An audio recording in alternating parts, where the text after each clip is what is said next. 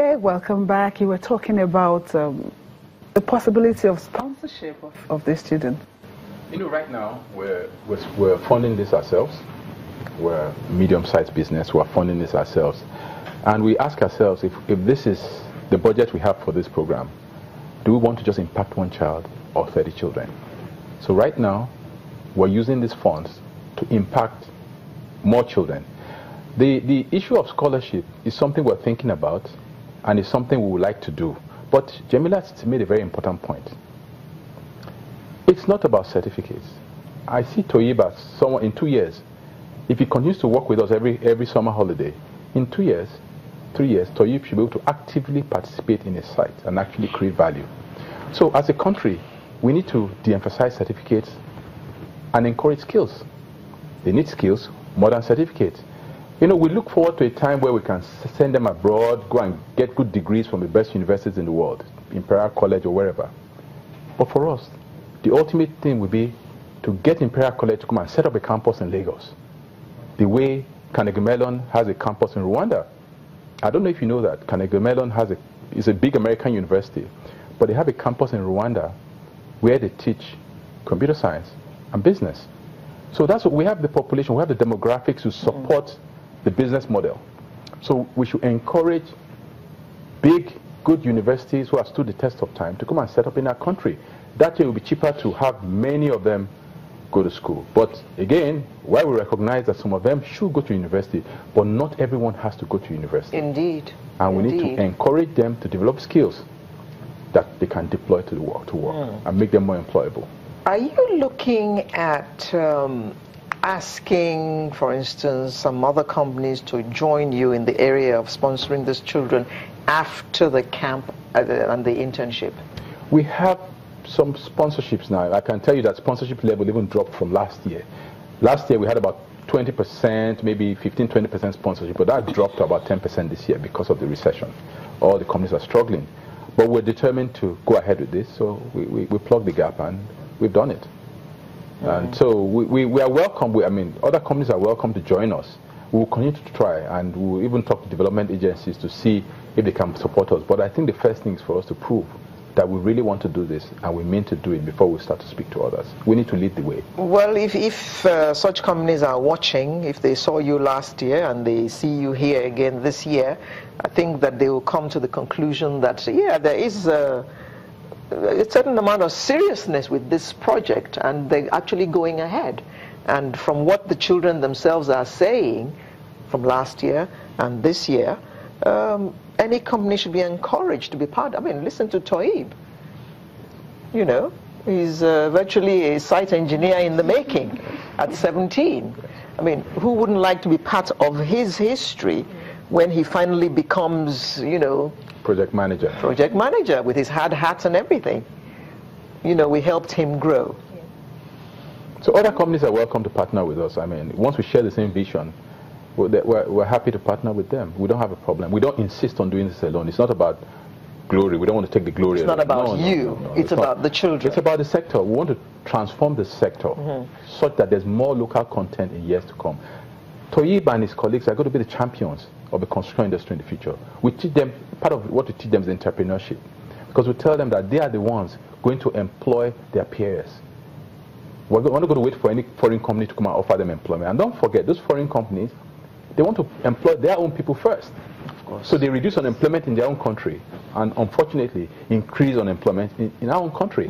So we need to be aware of that. I mean, when we hear about Brexit, we hear about what's happening in the US, then as a country we need to start to ask ourselves, other countries are protecting themselves, insisting that their citizens should be employed first. What are we doing? So as a country we need to develop local talent and insist that we have a part to play in the development of this country.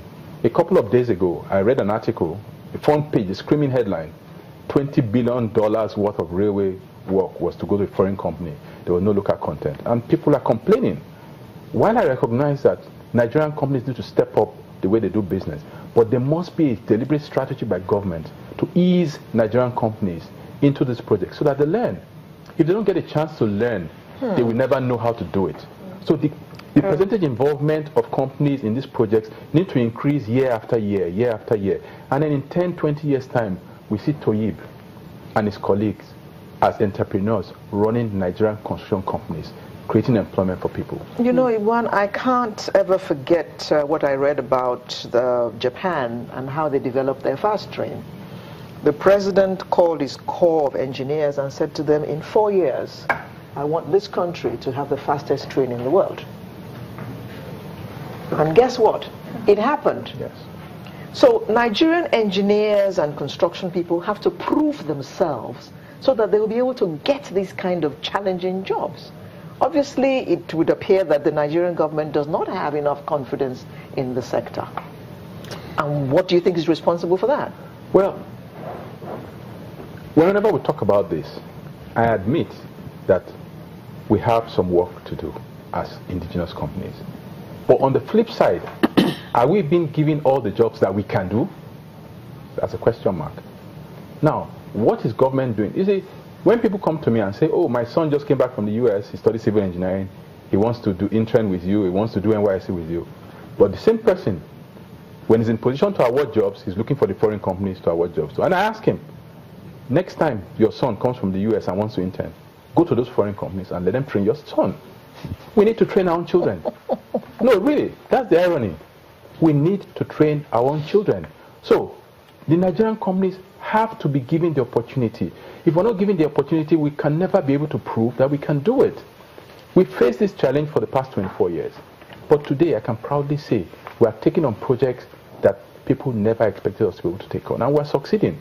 So it's taking time, longer than we expected that it would take, but we're making our way. Yes, it's coming. It's coming. And I'm confident that it's going to be faster now, and I'll tell you why.